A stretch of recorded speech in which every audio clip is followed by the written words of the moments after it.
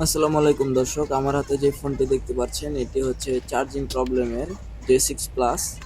দেখতে পাচ্ছেন ফোনটিতে কোনো প্রকার চার্জ হচ্ছে না, চার্জে লাগানোর পরও ফোনটি কোনো এম্পিয়ার নিচ্ছে না। দেখতে পাচ্ছেন অটো চার্জারে কোনো এম্পিয়ার নিচ্ছে না। তো চলুন আমরা এটার বিটম্যাপ দেখে নেই, চার্জিং ডাটা দেখে নেই চার্জিং লাইনের। তো দেখতে পাচ্ছেন ফার্স্ট অফ অল এখানে চার্জিং ইনপুট লাইন ওবিপি আইসি থেকে দুটি ক্যাপাসিটর হয়ে ডাইরেক্ট চলে গেছে কি আইসিতে, চার্জিং আইসিতে মেবি। তো দেখতে পাচ্ছেন ডাইরেক্ট চার্জিং আইসিতে চলে গেছে। চার্জিং আইসি এই ভিপিএস তৈরি করে ডাইরেক্ট ব্যাটারি কানেক্টরে দিয়ে দিয়েছে। তো দর্শক, আমরা এখানে সবার প্রথমে চার্জিং পিনের ভোল্টেজ মাপবো যে 5 ভোল্ট ঠিক মতন পাচ্ছে কিনা।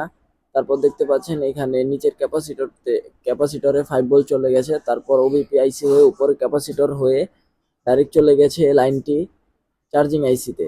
তো ফার্স্ট অফ অল আমরা এখানে এই ক্যাপাসিটর দুটিতে মাপবো যে ওবিপি আইসি হয়ে এই 5 ভোল্ট লাইনটি ঠিক মতন পাস হয়েছে কিনা।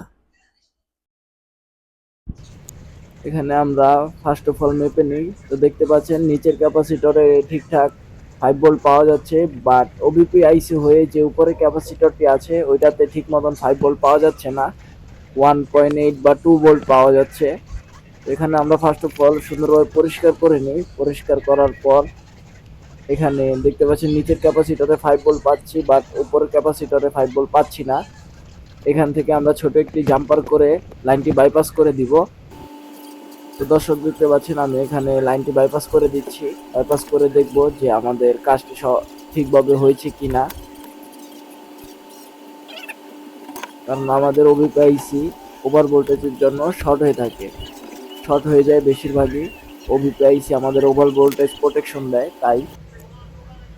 তো দেখতে পাচ্ছেন দর্শক, আমরা লাইনটি বাইপাসের পর দুই সাইডে ঠিকঠাক লাইন পাচ্ছি, দুই সাইডে 5 ভোল্ট পাচ্ছি ঠিকঠাক মতো, দুই সাইডে সুন্দরভাবে 5 ভোল্ট পাওয়া যাচ্ছে। তো এখন আমরা ফোনটি সুন্দরভাবে ফিটিং দিয়ে নেই। ফোনটি ফিটিং দেওয়ার পর দেখি যে আমাদের কাজটি সম্পূর্ণ হয়েছে কিনা।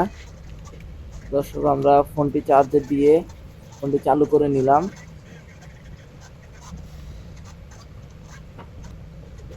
তো চালু করার পর দেখা যাচ্ছে যে দর্শক আমাদের কাজটি সফলভাবে হয়েছে এবং চার্জও নিচ্ছে ফোনটি।